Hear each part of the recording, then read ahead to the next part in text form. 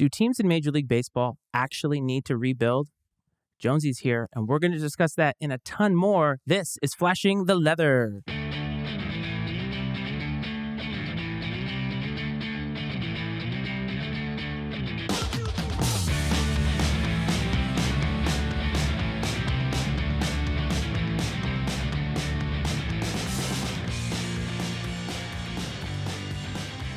What's up, everyone? Welcome back to the next installment of Flashing the Leather. This is the Iceman Matt Freights. That is Jonesy back in the studio to talk some baseball. We are part of the Matty Ice Media Network. We are part of INC Sports, and it's exciting. The last time we were here, it was May. The season was young, but it is the first day of summer as we are recording this episode, and I couldn't be more excited to have you back in the studio, my man, to talk about some things. How you doing? I'm doing well. I'm so glad to be back in here.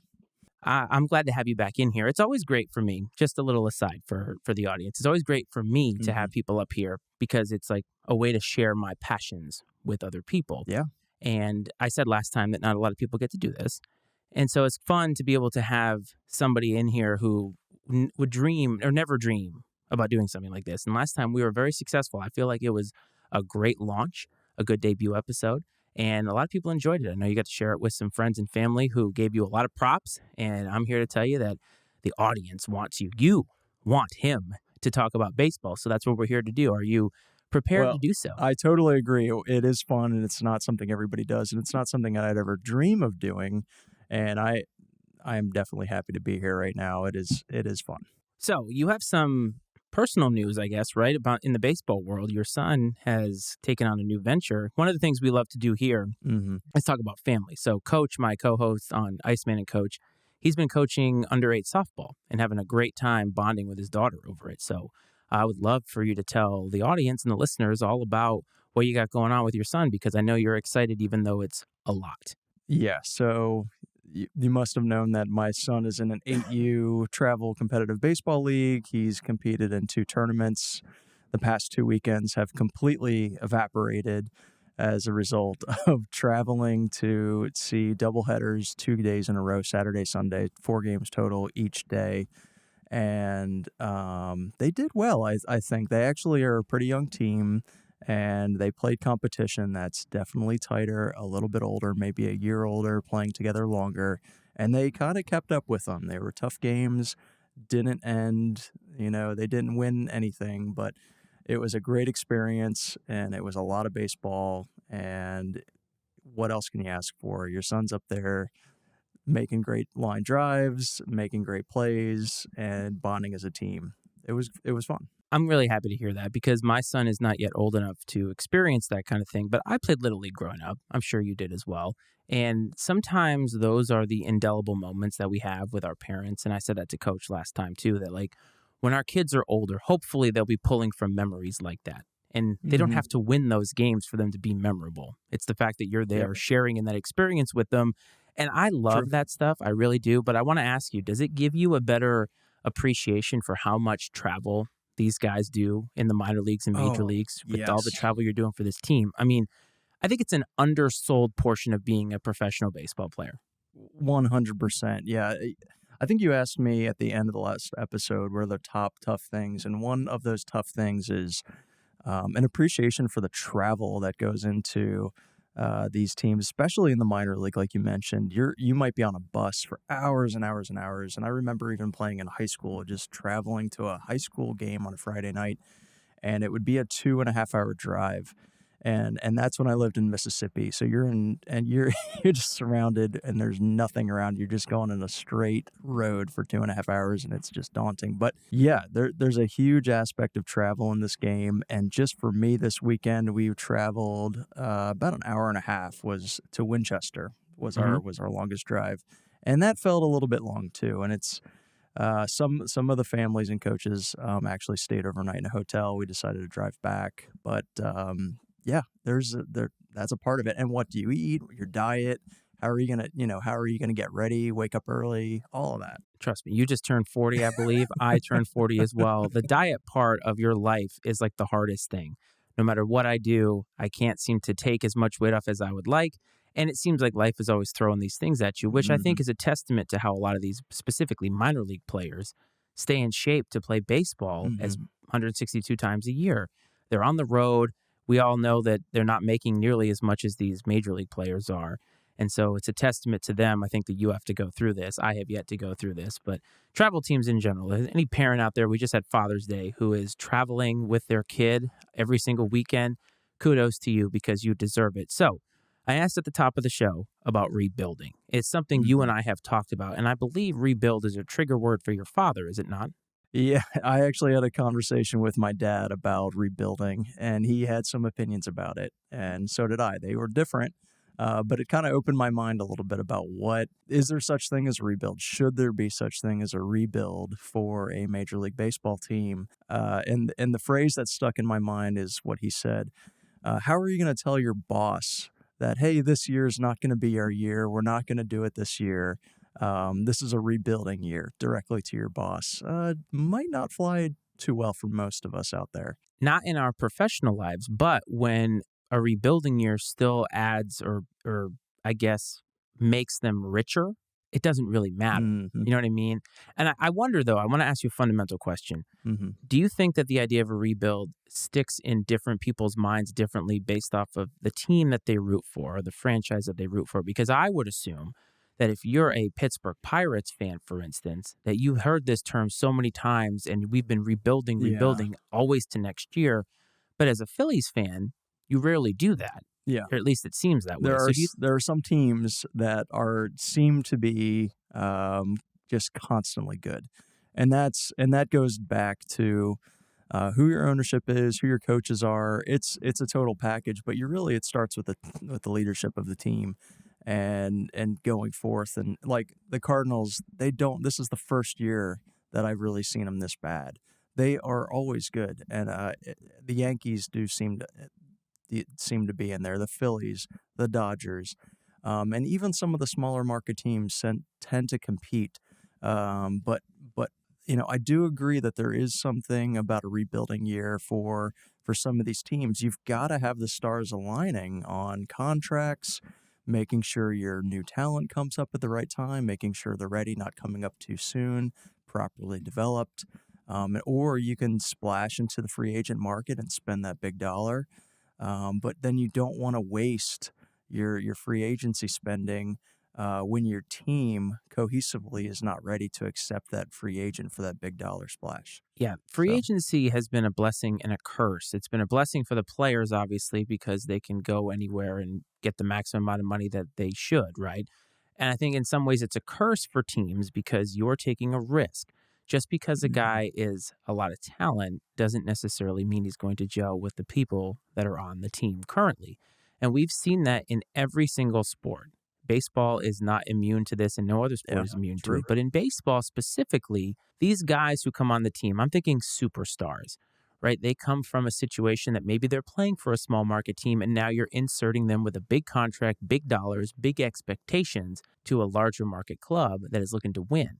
And that's where you see a lot of guys going to New York and failing because the expectations are higher. The market is way different. Mm-hmm. And when you have that contract, when you get paid, it's great for you, but maybe it's not great for your mental sanity because now you're inserting yourself in this other position. Or absolutely the opposite of that is you're on a small market club and you're the highest paid guy. So now you are the face of all this failure. Mm-hmm. Even though you yourself are producing, it's difficult for you to say, well, I'm doing my job. Because the team stinks. Yeah, you're kind of ringing a couple bells right there. That sounds a lot like I think it was last year, the year before, where the Texas Rangers acquired Corey Seager. It was a big splash signing for them. He was coming off of a very good year with the Dodgers, and Texas didn't really have a lot going on for themselves at that time. And Corey Seager, when he came, didn't make much of a difference at all on that team. But the Texas Rangers this year are incredible. I don't think that we would have said that they were going to be a below average team. They're a pretty good average team, but they're killing it this year, and they're a fun team to watch. And Corey Seager still doesn't seem to be a big part of that equation, and Jacob deGrom wasn't either, and that's part of that risk part that you were talking about. So he's got TJ surgery, and he's not going to be able to help them win this year. Which I broke the news to you, I believe, via text message because you did. I posed a question to you that we'll have to discuss at length at some other time, but Hmm. whether he was one of the greatest what ifs in baseball history. And you're like, yeah, he's blah, blah, blah, blah. And I'm like, well, he's having TJ surgery. And you're like, oh, never mind. Because you said like he's really helping them win and they're a fun team. And I'm like, well, that's over. Yeah, And he has yeah, had so many of those. But I want to ask you also with these franchises that sustain success, I think obviously take out the teams that have a lot of money, disposable income. From what I understand in baseball, the way that marketing works and the way that these markets work in terms of their ad revenue and all that, small market clubs can't really fail when they take these risks. They have to hit a home run if they give out a contract like this. And if they don't, right. they have to reset. Whereas the Dodgers and the Yankees, the Red Sox, even to an extent, can make these signings. They don't work out 100%, and you kind of clear the way for, you maybe have a couple bad seasons, but then you can get right back in it because you have that cash flow coming in. The next guy. Yeah, the Yes, next guy up. exactly. Yeah. Exactly. Or you can become a seller. You can try to sell the player and try to acquire a couple draft picks for him, something to a team that's buying. And the Mets come to mind. The Mets are kind of an interesting team this year because, man, they did spend all that money this year. You talk about taking a risk in free agency. Justin Verlander is the guy that I'm thinking about right now. They it's kind of sad to say that they might be sellers. And I mean, yes, they could they be buyers? Yes, they could. And they actually have some young guys in their club that they can actually give. But even though we look at the Mets and we see a lot of age, older players, veterans on that team, they actually do have a nice young core that is pretty valuable for their future sustainability.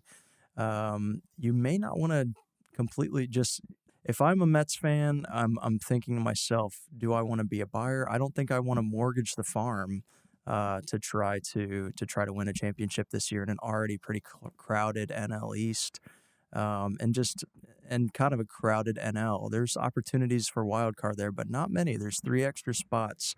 And right now, the NL West looks to be chomping at the bit on that one. They are all looking good over on the West Coast. So, yes, very interesting. But this is where that sustainability factor comes in because you can go out and spend in free agency. But we saw the Yankees, maybe like 10, 12 years ago where they were big spenders, and then their core was old. So now Exactly. they had to replenish all of the ranks. And again, it's easier to do that when you can get younger and then get some of these free agents to sort of fill the gaps. But if you don't have that sustainability factor and that cash flow, Hmm. you need to make sure you're hitting home runs, not just in free agents, but with these prospects too. And so few teams get it right consistently.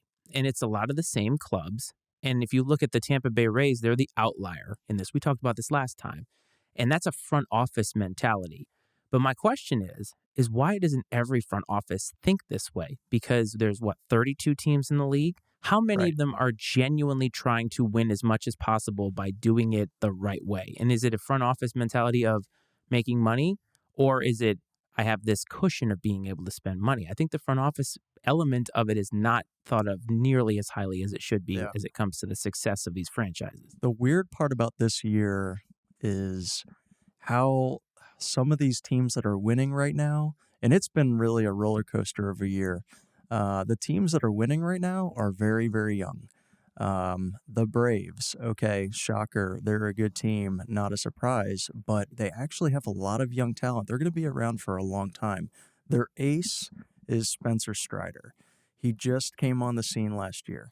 Most of their young rotation is under the age of 24. Acuna is still actually pretty young, even though he's been in the league for a while. And Is he under 30? oh yeah, I think Okay. he's under 24. Okay, I think I thought so, yeah. but they It have doesn't done seem like it though, does it? no, but they have done something remarkable in that they have also had all this young talent, but they have not had to spend a lot to keep them there either. They've been sort of proactive Right.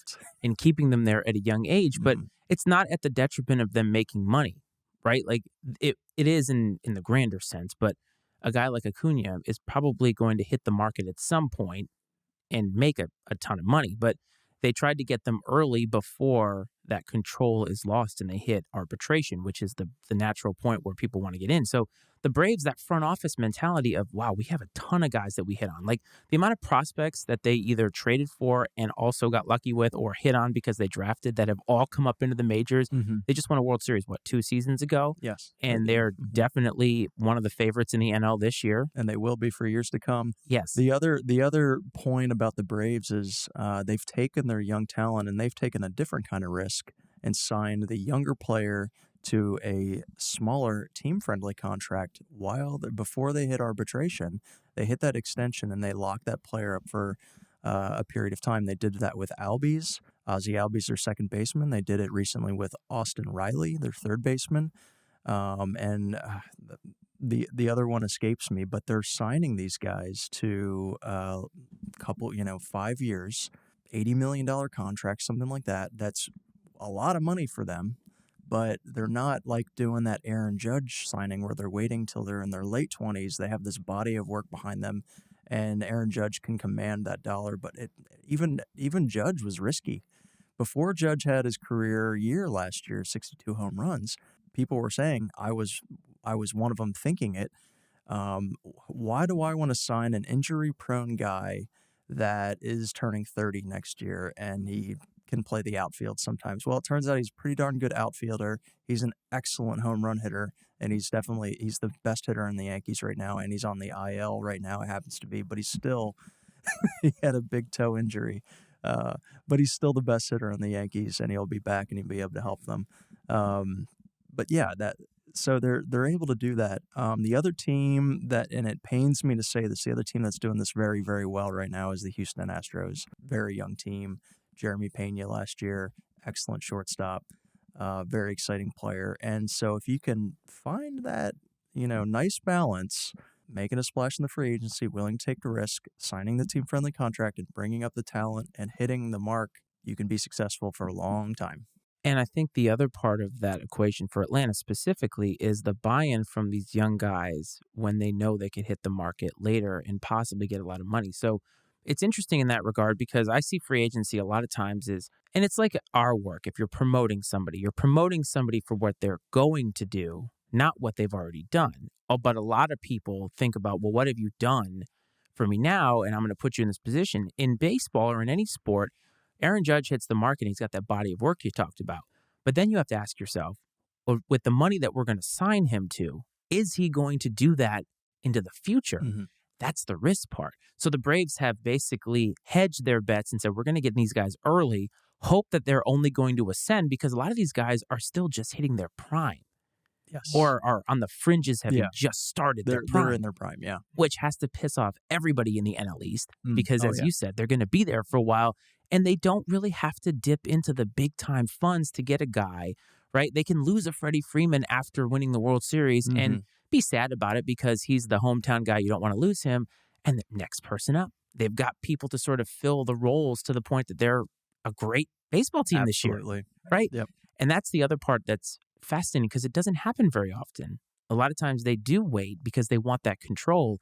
But why aren't other teams doing this? And I guess, as you pointed out, the Astros are doing it, which makes their cheating scandal even more sad because they don't have to. They have a savvy front office. It does. And that's the key. But that's the key, man. That's what you need because if you want to be sustainable, and it seems like a lot of these small market teams have ownership that has just reserved themselves to the idea that, well, we'll never compete. So why even try? Right. And that's the wrong attitude, in my opinion. That's what I was so upset about last time that you're like, well, it is what it is. I'm like, no, I don't want that. Yeah, I mean, it's a little bit out of your control. I think we were talking about the Pirates last time. Is that right? So the Pirates, and I think you can throw the Guardians in there a little bit. They've done better, but the Cleveland Guardians, kind of similar. They just their ownership will routinely not spend money, and they're going to have guys come in, and then I think, like, for instance, the Guardians are actually a pretty decent team this year. They're not in first place, but the AL Central is pretty wide open. The Twins are in first, I think, right now, but they've got a decent. I mean, every pitcher that comes up in that system, their farm system and their coaching staff needs a raise because every pitcher that comes out of Cleveland is lights out.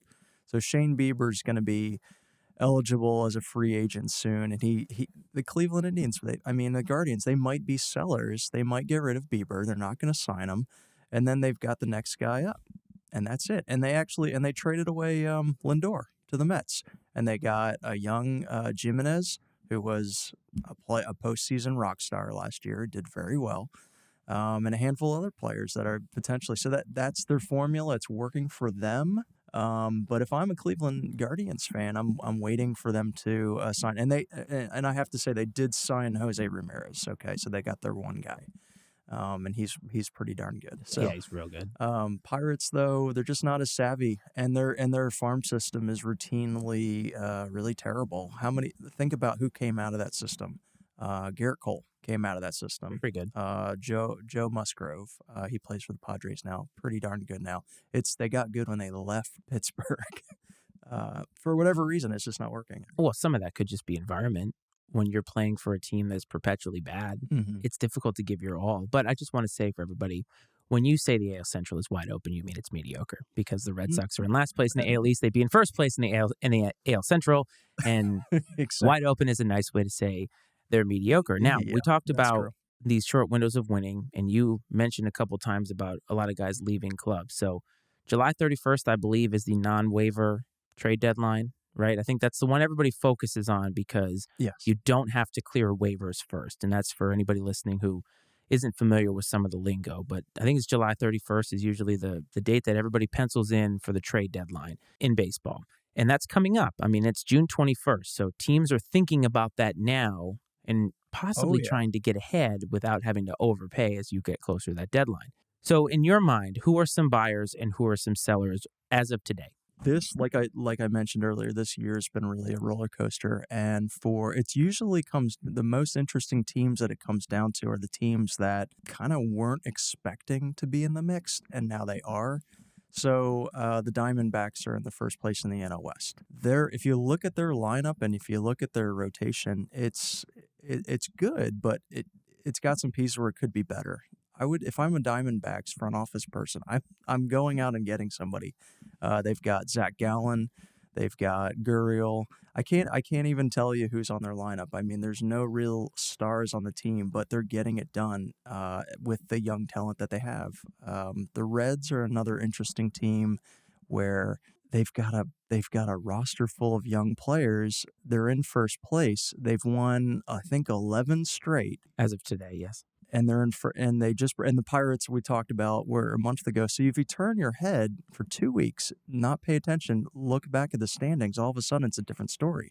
So what that tells me is you're going to have what we talk about today. It's going to go right up to the wire.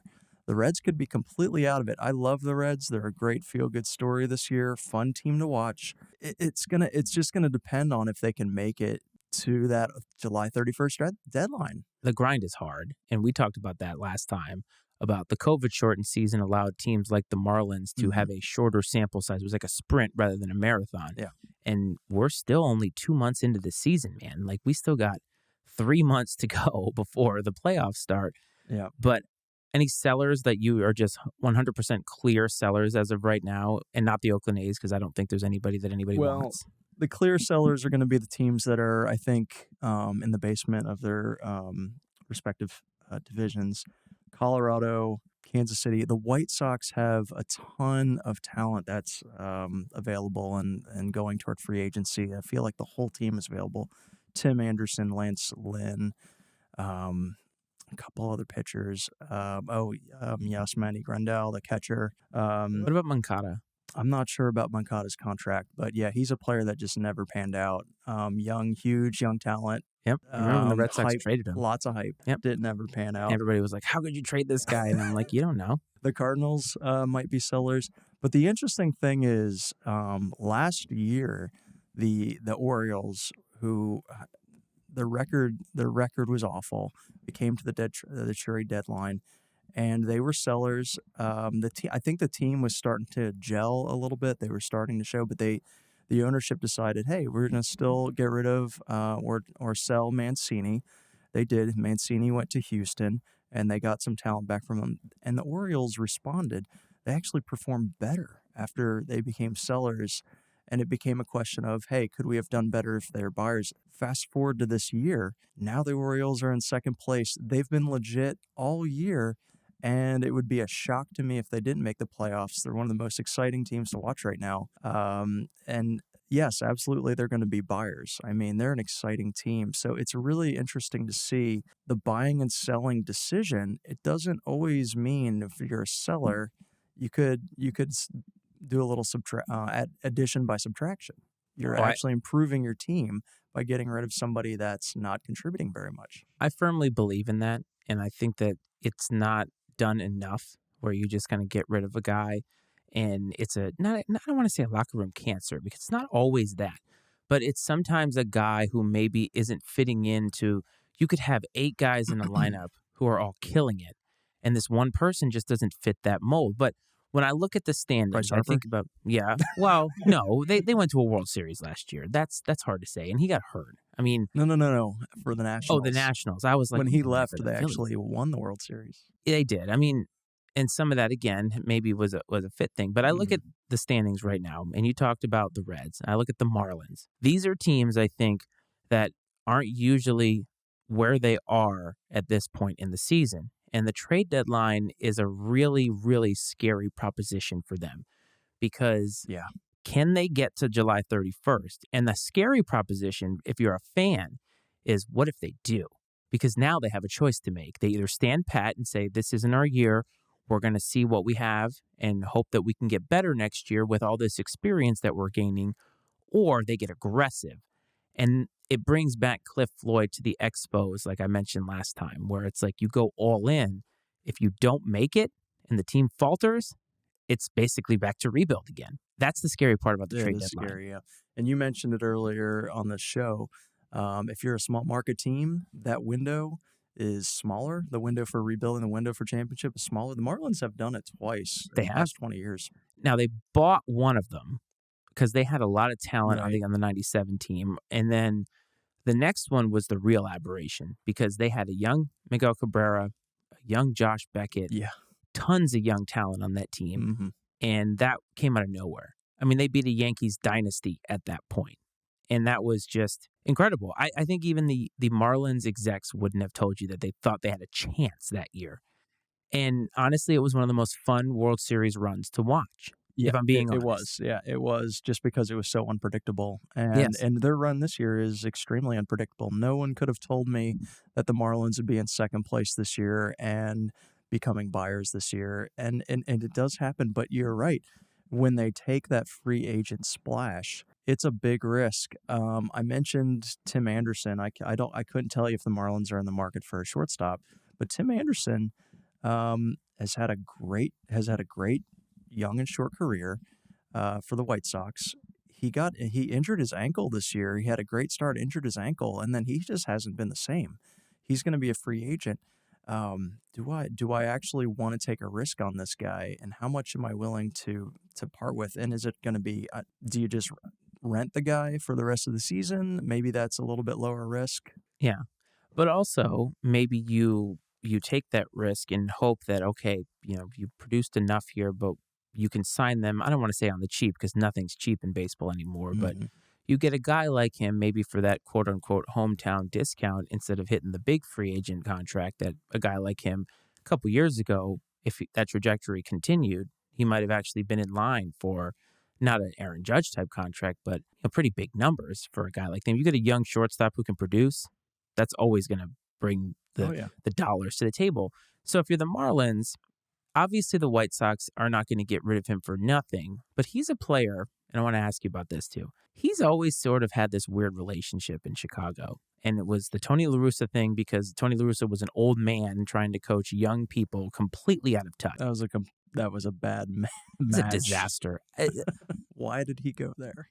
It's funny because Buck Showalter's in New York right now, right? Mm-hmm. Is this his second year with the team? Second or third. I think it might be third, yeah. So it's funny how that works, right? Because Buck Showalter comes in, they have a turnaround. They just lost their 40th game this year. Last year, they didn't lose it until much later in the season. And Buck Showalter doesn't get the same treatment because I think Buck Showalter is an old guy, but has the ability to massage his old ways with younger players. I don't understand how anybody thought Tony La Russa was going to change one iota about anything that he did, and he didn't at all. They were successful in spite of him. It was weird, too, because of the whole he was a St. Louis Cardinals icon legend. Hall of Famer. And then comes to the south side of Chicago. And the Cubs, they don't care for the Cardinals very much. So to make an understatement there. So it just wasn't a good mix, not to mention he was a little bit old. And he was coming off of a time when I think that, what year was that? Was that the year where he's coming off of his last year in St. Louis, won the World Series, and then left, and then was surprise hire at the White Sox? What I'm saying is he could have ended his career and just finished it with an exclamation point and been done. I believe that he retired, was eligible for the Hall of Fame, made the Hall of Fame, and then the White Sox hired him. Like, that's how long it has been since Tony La Russa has been an active manager in the major leagues. And they hired him to navigate the ship of this super young and exciting team. Like, 2 years ago, the White Sox were exciting. Yeah. And they never lived up to that potential because they had the wrong guy at the helm. And these are the types of decisions that these front offices make that don't make sense. But trade deadline stuff. Mm-hmm. And we talked about sustainability and rebuilding and all that stuff. The trade deadline, to me, comes with another unknown in the fact that a lot of times you're not trading guys straight up, right? You're not getting superstar for superstar. It's always the prospects, the minor league guys that are coming up. Those are always the biggest hang up in these deals. When you hear about, oh, they didn't want to give up this guy, but they gave up this guy. And I find this to be, unless you know, right, there's not many guys that can't miss in the minor leagues. Like, you kind of know they have a trajectory, but you're not sure because so many things happen between getting drafted and making the major league club. Even Bryce Harper went to the major leagues. You've got to perform in the major league. So it's way different, right? It's not like in the NFL where you go straight to the team and you get your chance to produce. But I feel like they're like draft picks that haven't been drafted yet, where it's like, oh my gosh, they give up a third-round pick. How do you know that's going to even work out? Whereas these prospects, sometimes you kind of hope, like the single A guy. Oh, next pick. It's a lottery ticket a little bit. Yeah. But you're mostly paying that currency to get these guys in, and you're overpaying at the deadline because the teams that are sellers are selling to teams that they need this. Do you want to talk about Ohtani yet? I do. Because now we can talk about, because the Angels, they don't just need a couple lottery tickets. They need an entire team of lottery tickets. I really hope that they get something for Ohtani. Because they are in trouble. They've actually performed better than I expected them to do this year.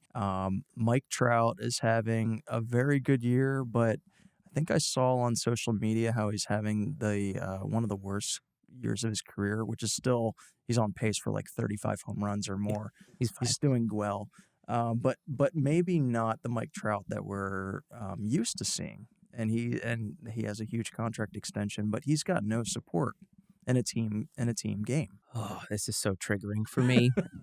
Listen, I need to tell you that Mike Trout has been my favorite baseball player since he burst onto the scene. Exciting to watch, plays the game, quote unquote, the right way. I mean, I don't say that as in if you're flashy, you're not playing it the right way, but there's something about him that gave me the feels of a guy that played 50, 60 years ago. Comes to the yard, does his job, does everything well. And the Angels are so frustrating because and this is really triggering because you're at the trade deadline and you have two generational talents, right? I'm not overstating that when I say that. Two guys. Mike Trout is going to be a first ballot Hall of Famer. He's going to walk into the Hall of Fame easily. Like, there's no debate. And anybody who thinks that, you're so full of shit. Sorry. But it's true. Ohtani, I understand a lot of people had hesitancy over whether his game was going to translate to the Americanized game, right? Oh, yeah. Because it happens. There are tons of guys. Okay? There's a lot of...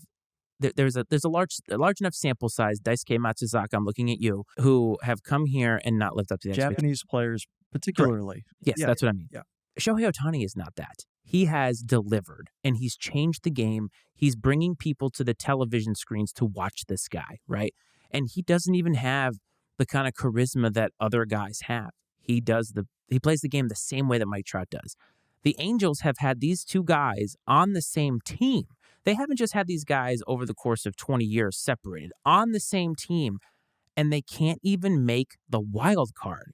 Do you know how frustrating that is to watch baseball and think no team has that much talent on their team at one time almost ever, and almost every team that's had it has won?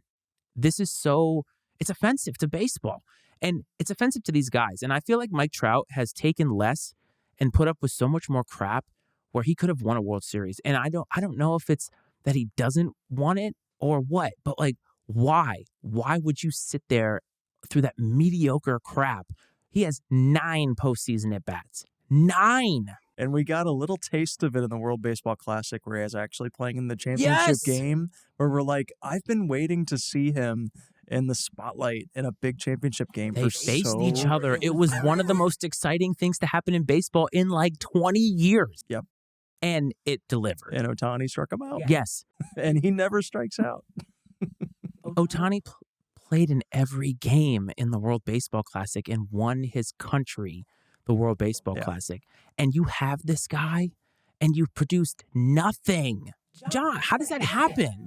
No, I'm serious. How does that happen? It's kind of a weird thing. With the Japanese player coming over, like you mentioned Daisuke. There's been a couple Japanese players that have come over where they don't exactly produce. I feel like Ohtani coming to the Angels was almost like testing the waters. Okay, it's a small market team. All they had is Mike Trout, and they had a little bit of money. The owner's willing to spend. They haven't done a very good job. The rotation's not very good, even with Ohtani in the rotation.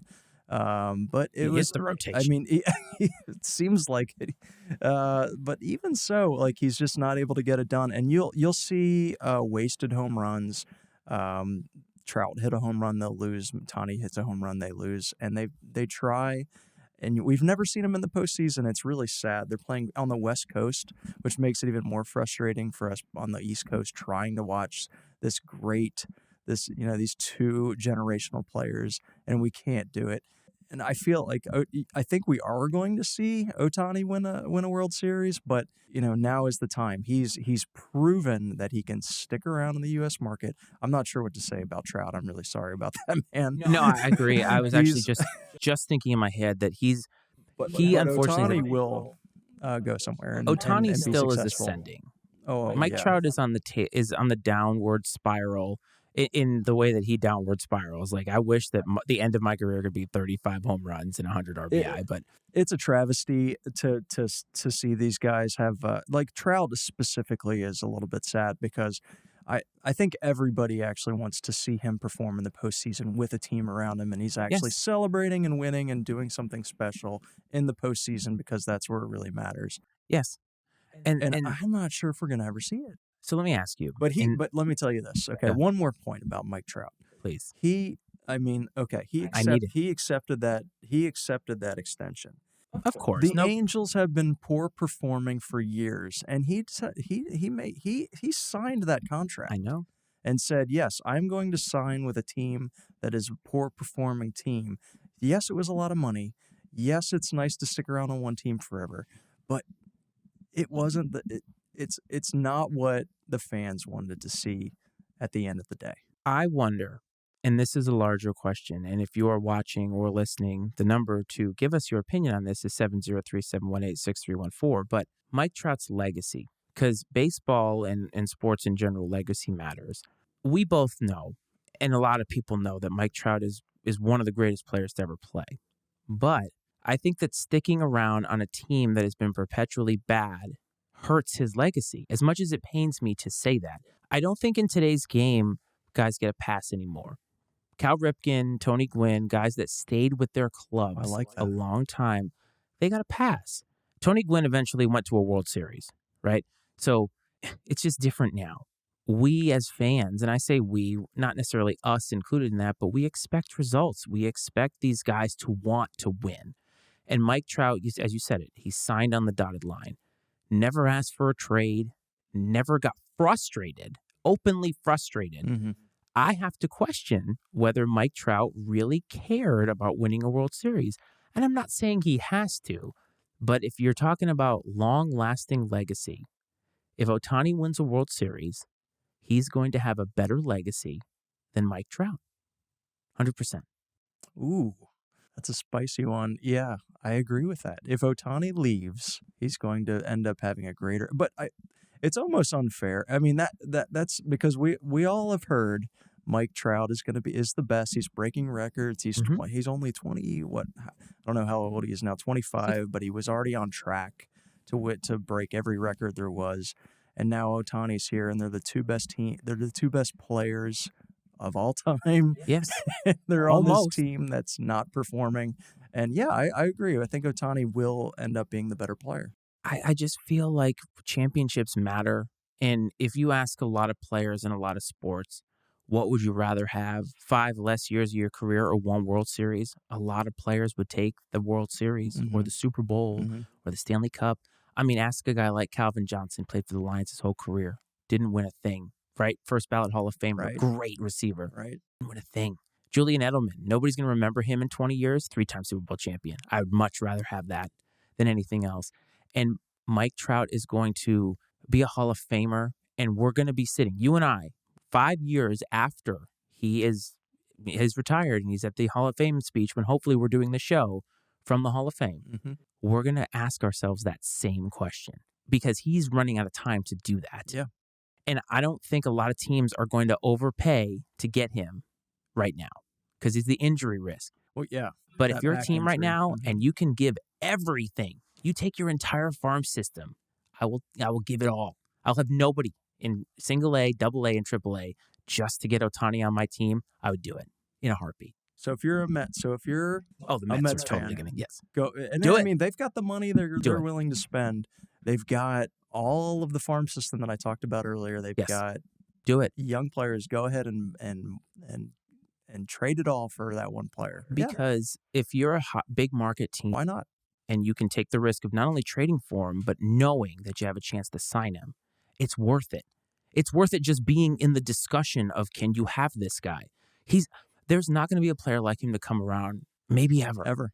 Maybe ever. And all these guys are going to try to do the two-way thing. It's different. There's something about the way he is doing it that is, it's breathtaking. And he can play till he's 40, I think. He can play 100%. beyond 40 if he Yes. wanted to. It is set up for him to be, your son is going to have seen the greatest player to ever play. And you and I got to see some pretty damn good players growing up. Yeah. Damn good players, right? Like you think about it's a veritable who's who of Hall of Famers that we got to watch from start to finish. And he's going to beat us anyway because the best player ever made is going to have played in his lifetime. And that's exciting, but also frustrating. But the Angels, right? So why can't they get it right is the larger question. What is it about the rest of the team that doesn't work? Because obviously they hit a home run with getting Trout in the first place, right? And then being able to pay for Ohtani. So the will is there, but what's up with, they get Rendon, who stinks. Rendon is bad, and he's also been Stinks. injury prone. Remember Albert Pujols was Yes. pretty terrible for them, and they signed him for big money. I feel like every signing they have is bad. There's a little bit of bad luck there. But they're not. I don't see them really developing anybody that's coming out and saying, "Oh, this guy's great," and then actually performs and hits the ground running. No, I don't see it. Are they hoping though that these two guys will somehow carry the team and the franchise to bigger and better things? Is that what it is? I think that is the hope. It's a fool's hope. It's a fool's hope. They're not going to be able to do it. They have proven that they can't do it for years and years and years. I don't know how they did win the World Series pre Mike Trout, where you actually saw. Remember the rally monkey back in 2002? Yeah, Barry Bonds and the Giants had the 3-2 lead. And we literally haven't seen anything from that team since that year, and that's with Mike Trout. So I can't explain it. In the time that they've won the World Series, the White Sox, the Cubs, and the Red Sox have all broken near 100 or surpassed 100-year streaks. Right. So, Angels fans, you've had the two best players in our lifetime and nothing. God, that is so frustrating. So I just heard a stat that the Athletic polled 100 players in the MLB, asking, where do you think Ohtani will land? What MLB team will he land with? And over 50%, the Los Angeles Dodgers, Yes, and which is really nearby, has the money to spend, yeah. has the pedigree. He could win a World Series with the Oh, Dodgers. yes, there's probably a handful of teams he could win a World Series with. Yeah, Like, you insert him on a lot of these true. teams, even if you insert him on the Red Sox right now, they probably would be a better club at because they're, what, just above 500, and their pitching is their problem. So all of a sudden you put a guy in there who at least once every 5 games you can get a Mhm. solid, consistent start out of. And, oh, by the way, he contributes with the bat too, so you get even an added bonus of that. How many teams couldn't use that? I mean, really. Imagine if Ohtani played for the Marlins right now or the Reds. These are teams that are winning with less Yep. than what the Angels have. Any team. It's amazing. He'd look good in Phillies pinstripes, by the way. I just want to put that out Oh, there. yeah. I actually thought Mike Trout would look good at Phillies pinstripes a couple years ago before he signed with the Angels. I really wanted him. He should have. Yeah. And that was the thing, right? And that's where we come down to players today in free agency being that blessing and a curse. And Mike Trout could have and probably should have tested free agency Mhm. because he might have been in a better situation. And I think he took the easy route by signing the extension. And maybe it's a sort of the other thing about Mike Trout is maybe he was under the impression that they would do more. And they haven't They done haven't. more. And so there's a trust factor for him, and there's something to be said about that. It seemed like I was really hard on Mike Trout for taking that deal and everything, but I hope everybody knows that, like, my respect for him as a baseball player, like my favorite Mike Trout stat before we move on to your segment, Mhm. is in 4 straight All-Star games. He led off or played in the All-Star game, started the All-Star game 4 years in a row. I can't remember what years they were.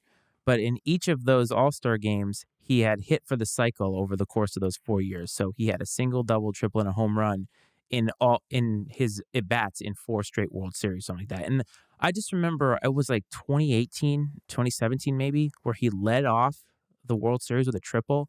And I'm like, my God, I love this guy. Like, he leads off the All-Star game with a triple, which is like the most rare hit in all of Oh, yeah. the game. And you know what? Mike Trout just leads off the All-Star game. The crazy part is how big he is of a player. He's so fast Yes. and he's so aggressive. Every time I see it, it kind of blows my mind.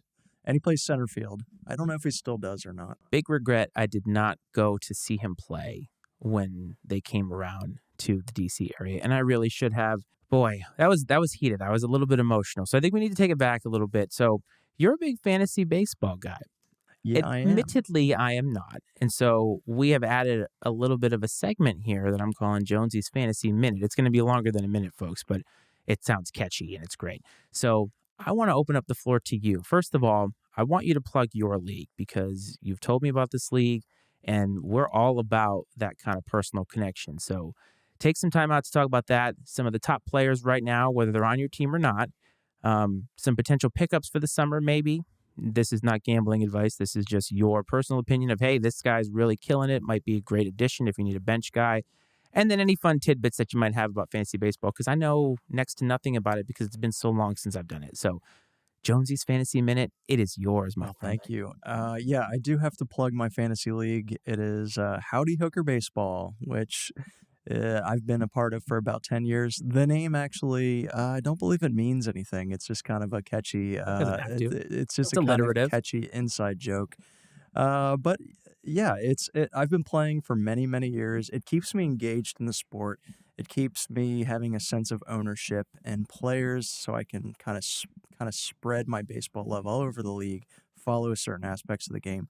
But it also allows me to kind of crack the code on winning myself, which is a little bit. I mean, the whole concept is a bit nerdy, geeky, whatever you want to say, but it's a hobby. It's fun, and it does allow me to try to be a baseball manager in some respects. So the key to my love of the game is keeping the league interesting. We have a great league with a lot of baseball knowledge in our league, and we have kind of unique categories we play with. So there's a lot of different ways to play fantasy baseball. The way that we play is 7 batting categories, 7 pitching categories. We instead of saves, we use saves plus holds, which we believe is kind of the save has kind of been Mhm. been going away a little bit more in recent years as baseball's evolved. We use other pitching stats like strikeout per walk as a ratio for a category, which I I like think is that. a lot of fun and I like that. a telling metric in a pitcher. Also, strikeout per 9 innings instead of just counting stats of strikeouts where you can plug in a player continuously and just rack up strikeouts. So it makes you think it's a little bit more strategic. I like it. So it's catered toward a smarter way to play instead of catered toward, hey, the person that pays attention the most is actually going to win, which I like. So you can kind of plug guys in as you go. If you're not paying attention for a week, you're not going to lose. You just plug in your daily guy. So we play a daily lineup. We play a 22-week season. It's a 10-team league, which keeps it fun. My players, I had a really rough start this year. My players, I love Matt Olson. I've been drafting Matt Olson for years and might continue to do so. And he's having a heck of a year. He's mashing this year, which is a lot of fun. I hate that he's on the Braves, but hey, I've been drafting him since he's been in Oakland. I like the player. Adolis Garcia with the Rangers, very, very talented young player. Um, Outfielder, and he's one of the main reasons why the Rangers are so good this year. Love Adolis Garcia. And the other player, Fernando Tatis. I drafted him last year, kept him this year. Last year was an absolute train wreck because he was injured, couldn't get back, then got nailed for taking some kind of steroid cream, Yep. got in a motorcycle accident prior to the season. That's why he required surgery. It was a complete mess. It's a And the disaster. Padres couldn't have been happy about that either. But this year came back, and he's been absolutely crushing, and gotta love that. And speaking of the Padres, that's a story in itself. They are just collapsing right now. That division is looking really good for teams like the Diamondbacks, the Giants, and the Dodgers, and the Padres. Can they make it back? That's really going to be a story this year. Padres and Mets spent the most money of everybody. Not too much to show for it. No, So it's been there's that. exactly. That's the fun of the sport. And the last player that I love, again, on a team that I just do not like, the Houston Astros, but I do have Framber Valdez, who is absolutely zoned in this year as a pitcher. And so I'm in the middle of the pack. I'm having a good time with it. Top players of the year, number one, Ronald Acuna with the Your boy. Braves. My boy. Actually, I drafted him when he was a rookie and traded him for, I feel like, peanuts. Ended up losing that year. And then the guy who traded him actually kept him for years and years, and it was so sad. Smart. Yeah, I kind of became well known for bad trades for a while. The one surprise, I guess, the biggest surprise I have to mention, because he's such an exciting player, is a rookie this year. He almost can guarantee he's going to win Rookie of the Year. Corbin Carroll with the Diamondbacks. Great name. Oh, he's a rookie, like I mentioned. Came into the league. Fantasy circles know about him. He would steal you a lot of bases. But not only that, he's crushing the ball for his size. He doesn't have the high home run total, but absolutely just mashes the ball. If you can watch highlights of this guy, it's actually fantastic to watch. Check out Corbin Carroll. Yeah, I mean, I could probably talk for another 10 minutes about this topic, but I'll let that. It's the fantasy minute, end it John. there. Like, Yeah, let's just keep that in mind. I'll end it there. So what was it again? The Happy Hookers? Oh, No. Howdy Hooker. Howdy. Sorry. Yeah. So happy. I don't know. Happy Howdy. Well, They might be happy. hopefully, right? I mean, that's the hope. Is it mixed gender? Or is it just all dudes? Like All guys. Yep. all dudes. All right. Well, guys. fellas, anytime you want to come on and talk fantasy baseball, this please is do. obviously a forum for that. And if you guys shared this video, it'd make my day. So the fantasy minute is over. Well, I always had a little bit of a thing that I wanted to do. We did a play of the episode last time. I call it the play of the month, but that's assuming that we can get this every month. I don't want to overcommit. But you brought up a good play this week that's not even a play on the field. And it's the Oakland Athletics fans doing their what they called a reverse boycott, in which, from what I understand, they decided we're going to stick it to the owners and spend a boatload of money and go to one game and show them that there are fans to be had here, only for the ownership to then donate all of that money to charity in what had to be like a damn. We overplayed our hand, and then the team has plummeted and lost 7 straight or 6 straight or something like that. Yeah. And I think they are went back to being mediocre. 19-56 or whatever their record is. Yeah. It was kind of fun. It got people to the ballpark, which I think is always good. And Oakland, they've had poor attendance for years and years and years. They have a terrible stadium, which is the reason why I think the owner they're getting a very good deal in Las Vegas. I think the fully funded stadium, it's gonna be a huge coliseum, as and so that's what the owner's going for.